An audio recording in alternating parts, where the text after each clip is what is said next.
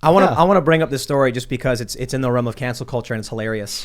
So we have this once again from Bounding into Comics. Pro Tekken player Tanakana dropped from esports team after saying short men don't have human rights. Saying men under 170 centimeters in height don't deserve human rights, according to a report from Japanese news outlet Jcast. During a stream on February 15th, Tanakana declared that men who are under 170 centimeters, just over 5'5", don't have human rights, adding they should have bone lengthening surgery to compensate for their lack of height. I do think there are a lot of people who are deeply offended by that, but I think I hope she's joking, because if it is, it's actually a funny joke. But now she's canceled for saying it, right? As a 5'5" individual, I'd like to say that I'm extremely offended by this, and I think that her cancellation is exactly she got exactly what she deserved. And I am not getting bone lengthening surgery unless the government offers to pay for it. So, as a 6'4" individual, I do not identify with your problems. You can't understand my lived experience. That's the problem. Yes. My height privilege. You're an oppressor. Yes. Don't you understand? Oh, yeah. And you're oppressing Brett. Yes. See, I don't know when I'm going to finally get my due in the social hierarchy of identity politics, but I think being short means I'm not at the exact bottom as a straight white male, but I'm getting a little bit closer to the top by being under 5'6". Now I will say, I think the issue is she was kind of joking, but in a more serious way. Like, it's one thing if the point of the joke is that you're mocking, like, there's the stories about Tinder where if a guy's list his height is under 6 feet, they never get responses. If you're mocking those people by saying it, and we know you're mocking the idea, it's a funny joke. But if she's actually saying, like, jokingly, she does think they deserve human rights, but she's insulting about it, that's kind of a dick move. You know what I mean? Was she like streaming and she just said it to her followers while she was streaming? Because I could see, like, if you're just gaming and you're like, oh yeah, I hate these people, they should all die. You know what? Like, just joking, like, it just comes out as like a goofy little kid thing. But I don't know. She's basically saying that a guy went to deliver her food and he, like, muttered and mumbled in front of her house, rang the doorbell, then asked her for a number. And she said, you know, she was scared because he knows where I live, so it's tough. I don't want them to start a fire or something by acting coldly. He was short, maybe only 165 centimeters, she continued. If he was tall and muscular, I might have given him my contact information. Isn't that amazing? It's a rough life, man. Yeah, rough life. She wasn't insulted by being hit on. She was insulted by being hit on by a short guy. Exactly. Now imagine if it was a guy on stream. Now, mind you, she's gotten the boot, right? So, hey, at least there's some consistency there. Because I would say if there was a dude and he was saying that, like, a woman delivered his food and she was morbidly obese, and, you know, she asked him for his number and he was like, oh, get out of here. Yeah, he'd be banned instantly. They'd be like, you're fat shaming and all that stuff. I actually think it's funny. I wouldn't have expected her to get any penalty for mocking short dudes like that. I'm actually surprised this is a story at all. Yeah, I really am. That she got booted off her team? Yeah, I'm surprised that anybody cared. Really? I mean, getting a pro player getting kicked off a team, I mean, is... She probably had a very expensive salary that they needed to get rid of. That's true. They found their reason. They're like, short guys, really? Is that really a reason to get rid of her? It's like, it'll have to do. But hold on. This is the secret that people need to understand. When we often hear about cancellations, what we're really hearing about is a company trying to break a contract that they can't break. Yeah, exactly. But they have morality clauses saying if you shock or offend, we can terminate your contract immediately, and this is what you get. So people might be like, oh, why was Gina Carano fired? Yep. Maybe it really had nothing to do with it. Yep. Maybe they were just like, we're paying her too much and we just don't like her. Mm-hmm. We need an excuse for termination. Well, it probably was ideological lines that they wanted to get rid of her. This just gave them the excuse, and it's selectively enforced because Pedro Pascal said stuff that was way worse. Yep. And he's, of course, he's part of the in-group, so he's allowed to exist in that sphere. But they're like, we need a reason. That guy's creepy. The things he's posted and tweeted about, he's like a creepy guy. I wouldn't have posted anything that any one of them have posted. Yeah. But the truth is, like, I kind of am a First Amendment absolutist, right? And so I think just fire away, right? But I also have thicker skin than most people. Yeah. And so, you know, I'm not offended by it. I think in the case of Jeff Zucker, and certainly maybe in this case of this Tekken player, I think this is a money thing. I also like that it's a Tekken player. Yeah, she's did you say she's part of a Japanese team? Is that part of this story? I think that was mentioned that I know she says she was Japanese. If that's the case, maybe there's a cultural thing about hating on short guys, because I think Japanese people might be generally shorter. Nothing in life is worse than disingenuous morality. That is the worst thing in the whole universe. You know, I think there's a big divide when we talk about the multicultural democracy, the constitutional republic, I think a core element of it is strength through hardship, strong men, weak men, or women, or whatever. And, you know, you've got a lot of soft people that can't handle the real world.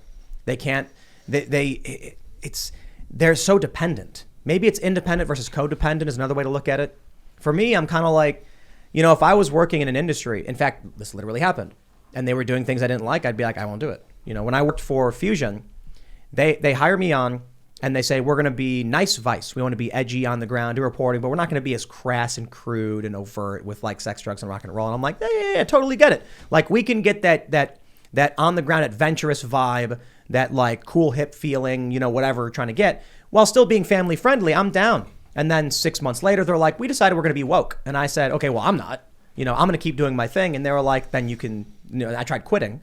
They offered me more money. And then ultimately, I'm like, dude, I'm not going to do it. I don't care about you. I don't care about your company. I would much rather sit in my living room playing video games and fall asleep than deal with whatever it is you think you can offer me. So maybe that's just like antisocial, whatever. I don't rely on them for my confidence or my self-esteem.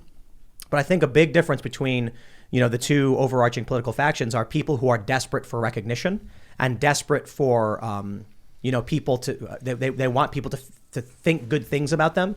And then there are people who are just like, yeah, I literally don't care what you think. I'm going to live my life and be true to myself. In 2007, I was doing Hollywood acting and YouTube, and I started to get, I was like, what you were saying, I was seeking the attention I wanted. I was like, when I win an Oscar, I'm going to thank my geometry teacher from 10th grade. I was really excited in my whole life. And then I started doing YouTube videos, and I started getting the attention elsewhere. And I realized, okay, it's not all about the attention. It's why are you getting the attention? What are you contributing? And that really changed my perspective on everything. After that, I left that industry pretty much. I want to change that industry, you know. Well, you build out of Nashville and you Correct. make your own. Dude, I'm so ready. it's unchangeable. It's Sodom and Gomorrah at this point, Whoa. right? It's gone. They fled think New of it- York. I think that's how Hollywood got started. They fled the mob because the mob was trying to shut them down in New York. All these directors Texas. in like the 1910s, 20s, something. Texas. I'm really inspired by the Tool song. You know, just you know. Enema is like, you know, learn to swim, flush it all away. We'll wind up in the It's bay. my favorite. It was that's my favorite Arizona song. Bay, baby. I was just thinking that. Praying for mayhem, praying for tidal waves. In California, the federal government struggled to enforce tax law. So Wild. it was a lot cheaper and easier to, but I'll give you an example, Ian. You know, when people say they want to change the system, it's like you're walking up to the Sears Tower in Chicago. I know it's called the Willis Tower. We're from Chicago. We call it the Sears Tower. And you're saying, I want this building to be my building. By all means, you can accomplish that with great power and time and dedication. But that's like trying to move a monolith of such a great structure. Build a new building. Start your own building. And so this is the way I see it. Why should I go to Austin? Everyone's like, we're going to go to Austin. And I'm like, it's woke central. Why would I want to go to Austin? No, we're going to get a field in the middle of nowhere in West Virginia, and we're going to build our own building. And we're going to build our own thing out here. Because, you know, there's also people going to Nashville. I certainly think Nashville is a way better bet than Austin.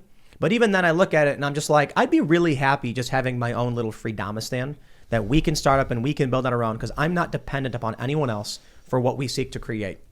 And that's the plan, man. Yeah, there has to be a happy medium between infrastructure, right, and freedom, right, and the ability to sort of do what Right. you need. So Nashville, Dallas, a couple of these other cities are great places for that, because you have enough sort of talented people who can help you fight the culture. But remember, someone has to handle the Instagram account, and someone's got to handle the marketing, and someone's got to cut the trailer. And you got to be close enough to an airport. Yeah. Otherwise, I'd be in northern Maine Yeah. or Wyoming.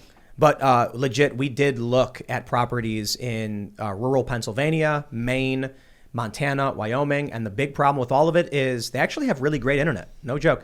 Airports. And so it's like, how do we actually bring people out to the middle of nowhere? Well, it's really difficult. But with West Virginia, you're close enough to D.C., about an hour. Right. So the airport's right there. So that's something, you know, that ends up working out. Because we got to build an airstrip and a soundstage. And we can. The $500 You million really thought this soundstage in the airport, and then we're set. Yeah, Yeah, that we're good. yeah. Yeah. Perfect. The airstrip like on it. top of the soundstage. Is that what it was? Oh, no. Helicopter pad. Helicopter pad on top of the soundstage. We got to start investing in helicopters. Thanks for checking out this segment from the Timcast IRL podcast. If you want to watch live, you can check out this channel Monday through Friday at 8 p.m. And don't forget to smash that like button, subscribe to this channel, and if you want more unfiltered and uncensored content with all of these guests, go to timcast.com and become a member. All of these guests you know and love in exclusive segments on our website where we are unrestricted in what we talk about, so you'll definitely not want to miss it. Thanks for hanging out. We'll see you all next time.